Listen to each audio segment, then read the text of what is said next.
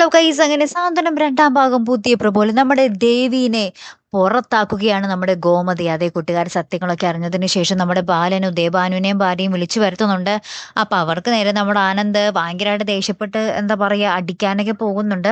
അപ്പൊ നമ്മുടെ ദേവമംഗലത്തെ മറ്റു വീട്ടുകാർ തന്നെയാട്ടോ നമ്മുടെ ആനന്ദിനെയൊക്കെ തടഞ്ഞു നിർത്തുന്നത്. അതിനുശേഷം നമ്മുടെ ബാലൻ പറയുന്നുണ്ട്, ഇത്രയും കള്ളങ്ങൾ പറഞ്ഞു കൂട്ടിയ ഉദയഭാനുവിന്റെ മകളെ ഇനി ഞങ്ങൾക്ക് വേണ്ട എന്ന് പറയുന്നുണ്ട്. അപ്പൊ തന്നെ നമ്മുടെ ശ്രീദേവി അമ്മയുടെ അടുത്തേക്ക് ചെല്ലുകയാണ്, നമ്മുടെ ഗോമതിയുടെ അടുത്തേക്ക്. അപ്പൊ ഗോമതിയും പറയുന്നുണ്ട്, എനിക്കിനി നിന്നെ കാണണ്ട, നീ പുറത്തു പോടി, ഇറങ്ങി പോടി എന്ന് പറഞ്ഞ് നമ്മുടെ ഗോമതിയും പറയുന്നുണ്ടേ.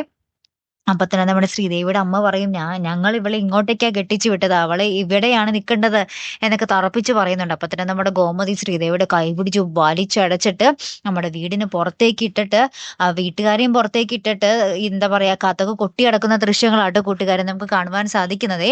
ഇനി എന്തായിരിക്കും അല്ലെ നമ്മുടെ ശ്രീദേവിയുടെ അവസ്ഥ? ശ്രീദേവി എന്തായാലും മിക്കവാറും ആത്മഹത്യാ ശ്രമം നടത്തും, അത് ഏകദേശം ഉറപ്പാണല്ലേ.